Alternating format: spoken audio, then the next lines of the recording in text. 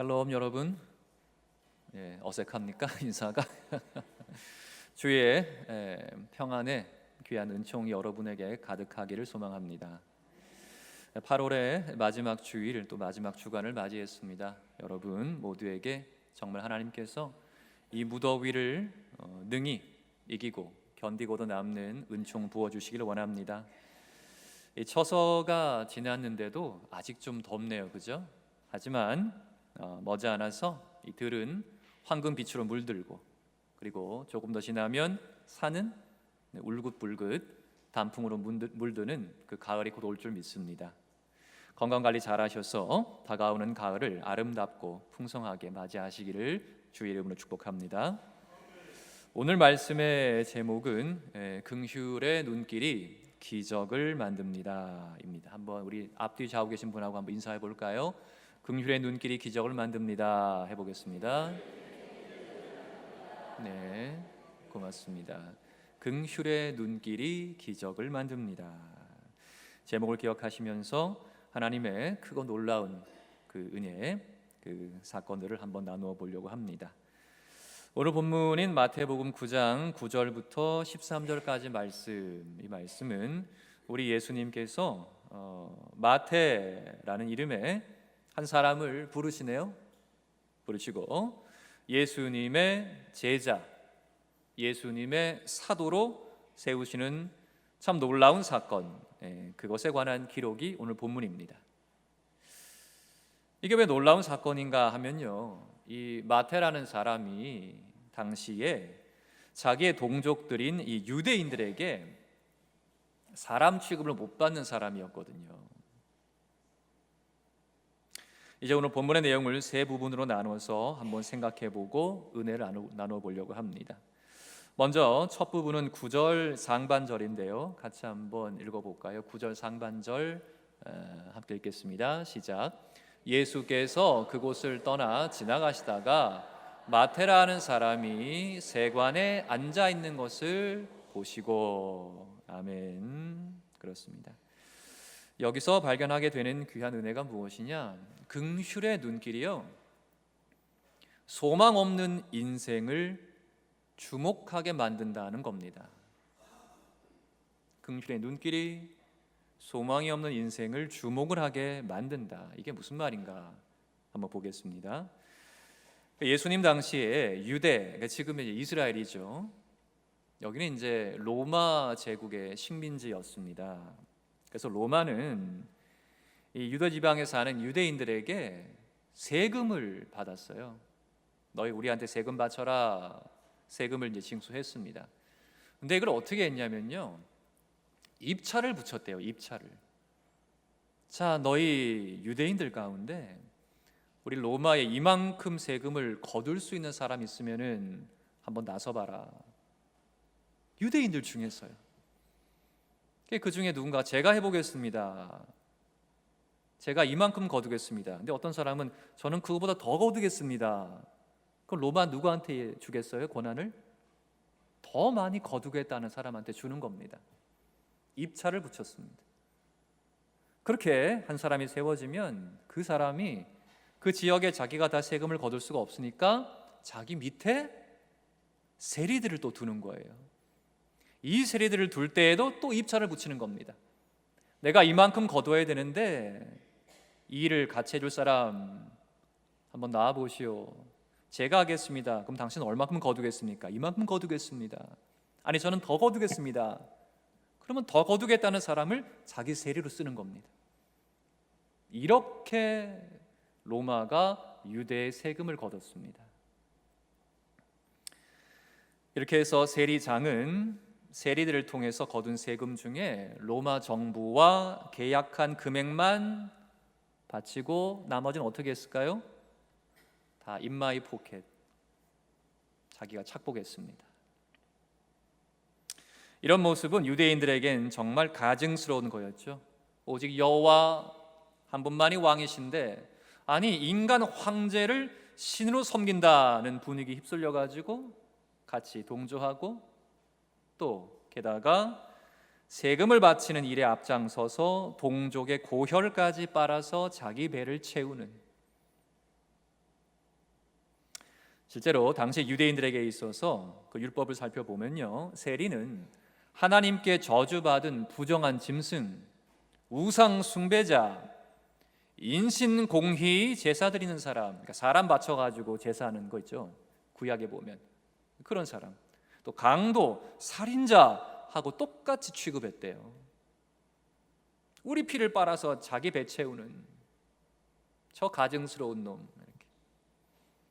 그러니까 당연히 세리는 회당 출입을 금지당했고요, 그 어떤 일에 증인도 될 수가 없었습니다. 사람 취급으로 못 받은 거죠. 저건 사람이 아니다. 그게 세리였습니다. 그 세리들의 관리자가 세리장이었고요, 그 마태가 세리장이었습니다. 예수님께서 길을 가시다가 이 마태라는 사람이 세관에 앉아 있는 것을 보신 거예요. 여기서 보셨다는 것은 마태 속을 꿰뚫어 보셨다 이 뜻입니다. 아, 저기 누가 앉아 있구나 하고 지나가신 게 아니고 그 속을 주목해 보신 겁니다. 세관은 사람들의 미움과 손가락질에 눈 감고 욕심만 내면 얼마든지 세상에서 큰 부자가 될 수 있었고요, 그 돈 가지고 쾌락을 얼마든지 맛볼 수가 있는 그런 자리였습니다. 하지만 그 자리에 있으면 있을수록 그 영혼은 비루해지는 죄인의 자리, 소망이 없는 그런 자리였죠. 이런 세관의 자리에 앉아 있는 영적으로 병든 마태,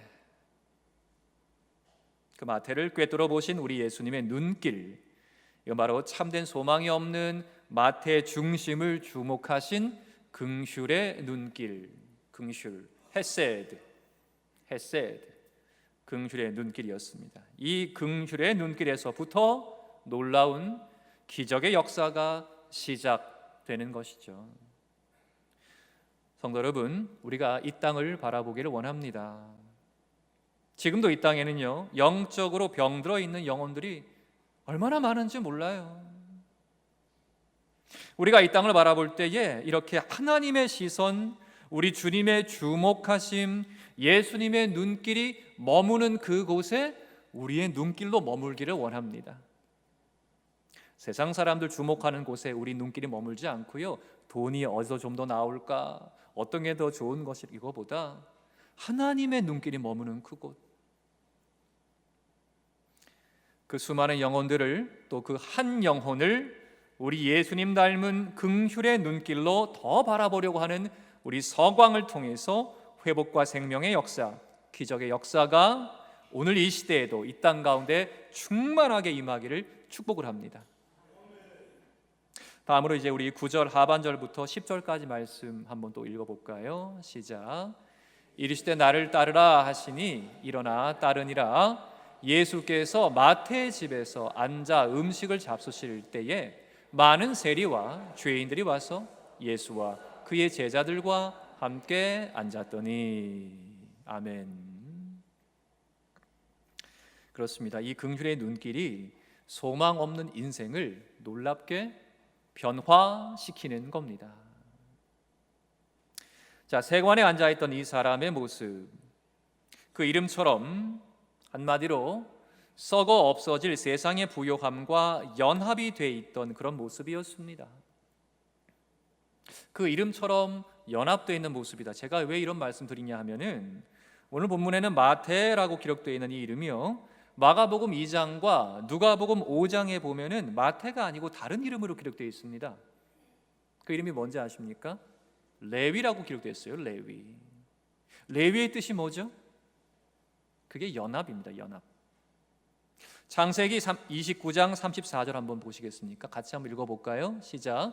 그가 또 임신하여 아들을 낳고 이르되 내가 그에게 새 아들을 낳았으니 내 남편이 지금부터 나와 연합하리로다 하고 그의 이름을 레위라 하였으며. 아멘. 그렇죠? 이 레아가 야곱에게 아들을 낳았습니다. 세 번째 아들. 그리고 이제는 내가 아들 셋을 낳아줬으니 이 야곱이 이제 내 진짜 나와 연합되는 남편이다. 나와 연합한다. 그래서 이 셋째 아들 이름을 레위다 이렇게 지었습니다. 그렇습니다. 세리장의 자리에 앉아있던 마태 곧 레위의 모습은 연합되어 있는 모습이었어요. 근데 어떤 거와요? 세상과 연합되어 있는 모습, 물질과 연합되어 있는 모습. 잘못된 연합, 공허한 연합이었습니다. 아니, 연합이라고 하기보다는요, 족쇄죠, 족쇄. 돈의 노예가 돼 있었으니까요. 레위는 자기의 집에 금은 보화가 쌓여 갈수록 세금을 거두면 일정 부분 계약한 것만 로마에 바치고 나머지는 다 자기께 되니까 자기 집에 돈이 쌓여만 갈수록 이상하게 더 공허해져만 가는 자기의 병든 내면을 부정할 수 없었을 겁니다. 그리고 동시에 당시의 세간의 화제였던 예수님에 대한 소문을 들으면서 예수님에 대한 궁금증도 점점점 더해만 갔을 거예요. 아니, 저 돈 없고 백 없고 저 불쌍한 사람들이 예수님 만나고 저렇게 기뻐한다는데 도대체 저분이 누굴까? 나는 집에 돈이 점점 쌓여가지만 참 마음이 공허한데 예수님 누굴까? 그 궁금증. 성도 여러분, 예수님께서는 바로 이런 레위의 영혼을 긍휼의 눈길로 꿰뚫어 보신 겁니다. 그래서 바로 지금 그에게 무엇이 필요한지를 분명히 아시고 그걸 주시기 위해서 부르셨던 거죠. 나를 따르라. 이 부드럽고도 강력한 부르심 가운데 레위의 마음속으로 전달된 것은 그의 공허함을 채울 수 있는, 아니 충분히 채우고도 남는 특별한 어떤 그 무엇. 이제는 이 세관의 자리를 아무런 미련 없이 박차고 일어나서 예수님을 따를 수 있는 놀라운 그 무엇, 바로 그것이었을 겁니다. 바로 예수님의 눈에서 레위의 눈으로, 레위의 영혼 속으로 전해진 하나님 나라의 복음의 진실함, 바로 그것이었을 거예요. 그럴 때 있잖아요, 뭐 특별한 말을 들은 것도 아닌데 어떤 그 시간에, 그 사건의 그 현장에서 내 마음을 강하게 확 때리는 게 있잖아요. 예수님께서 레위에게 바라보시면서, 레위의 눈을 바라보시면서 나를 따르라, 그 한마디가 레위의 마음을 무너뜨린 겁니다. 마침내 레위는 세상과 연합했던 세관의 자리에서 오늘 본문에 보니까 어떻게 해요? 일어납니다. 거기에 착 달라붙어 있던 레위가 일어납니다. 그리고 예수님과 연합하기 위해서 예수님의 음성을 따릅니다. 나를 따르라, 그 음성 듣고 따라갑니다. 그리고 자신의 집에 예수님을 모셔 드렸고요, 예수님과 함께 먹습니다. 심지어 다른 많은 세리와 죄인들까지도 이 자리에 초대해서 잔치를 베풀고 다 함께 음식을 먹습니다. 이전에는 제물로 채우던 자기의 집을 이제는 예수님으로, 그냥 밥만 먹었을까요? 예수님과 얼마나 많은 대화를 나누었겠습니까? 그 시간에 예수님, 제가 궁금한 게 너무 많아요. 그래, 물어봐라. 이것도 궁금하고 저것도 궁금하고. 예수님과 대화하는 동안 얼마나 그 마음이 놀랍게 변화됐을까요? 그 진리의 말씀으로 그 집을 채우고 주님의 제자들로, 또 주님께 돌아오는 세리와 죄인들로 넘치는 기쁨과 감사로 그 집을 가득 채웠습니다. 이 기적과도 같은 놀라운 변화가 바로 우리 예수님의 긍휼의 눈길에서부터 시작이 됐다는 겁니다. 성도 여러분, 우리 주님께서는 이 놀라운 변화의 기적을 이제는 우리를 통해서 행하시길 원하시는 줄 믿습니다. 하나님의 걸작품 된 우리 지난주에 봤잖아요. 우리는 하나님의 걸작품이잖아요. 하나님의 걸작품 된 우리를 통해서 이 땅의 레위들을 부르십니다. 세상과 연합되어 있는 레위들을 부르신다는 거죠. 그 인생을 변화시키시기를 원하십니다. 우리가 이 세상을 바라볼 때에 하나님의 시선으로, 주님의 주목하심으로 예수님의 눈길로 바로 그곳에 우리의 눈길도 함께 머물게 되기를 다시 한번 소망을 합니다. 그 수많은 영혼들, 또 그 한 영혼을, 많은 사람 있겠지만 그 한 사람, 그 한 영혼, 우리 예수님 닮은 긍휼의 눈길로 깊이 바라보는 우리 서광의 모든 모습을 통해서 회복과 생명의 역사가 이 땅 가운데에, 이 기적의 역사 속에 충만하기를 주의 이름으로 축복을 합니다. 마지막으로 우리 11절부터 13절까지 말씀 같이 한번 읽어볼까요? 시작. 바리새인들이 보고 그의 제자들에게 이르되 어찌하여 너희 선생은 세리와 죄인들과 함께 잡수시느냐? 예수께서 들으시고 이르시되 건강한 자에게는 의사가 쓸데없고 병든 자에게라야 쓸데있느니라. 너희는 가서 내가 긍휼을 원하고 제사를 원하지 아니하노라 하신 뜻이 무엇인지 배우라. 나는 의인을 부르러 온 것이 아니요 죄인을 부르러 왔노라 하시니라. 아멘. 그렇습니다. 오늘 본문 마지막에서 나누게 되는 귀한 은혜는 무엇이냐면 정죄하는 수많은 눈길이 아니라 긍휼의 눈길 하나가 이 세상을 진정 아름답게 회복시킨다 하는 겁니다.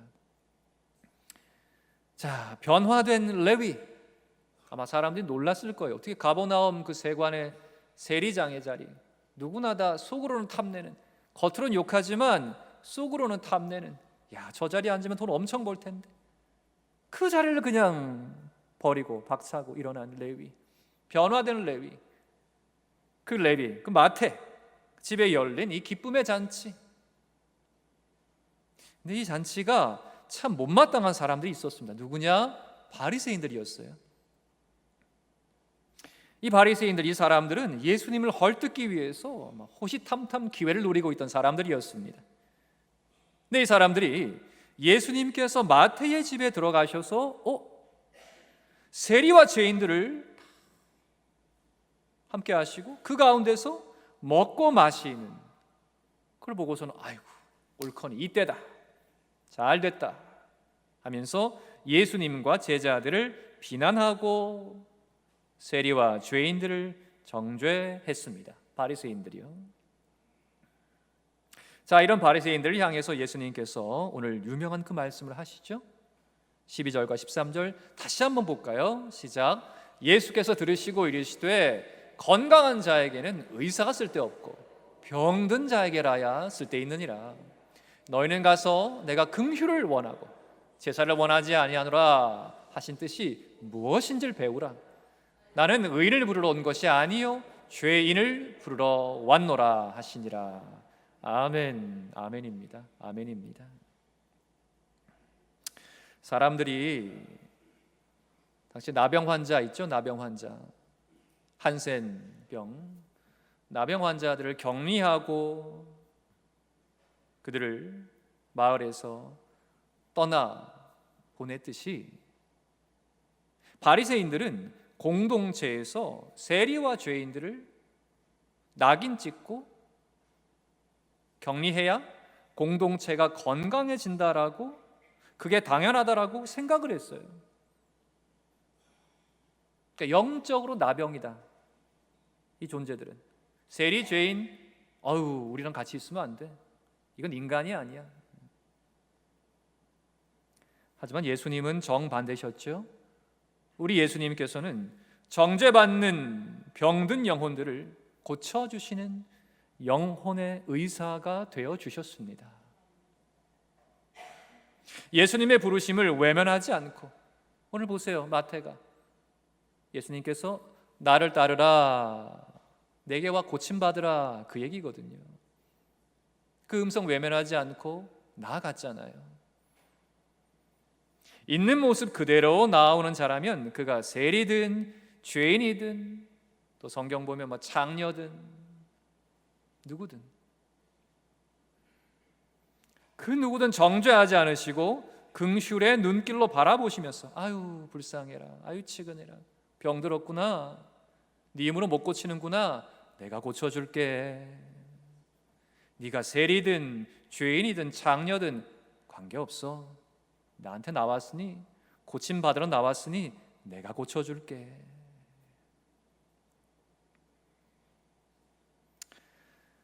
긍휼의 눈길로 바라보시면서 친히 그들의 죄와 허물의 질병, 영혼의 질병을 고쳐주시는 의사가 되어 주셨죠, 예수님께서.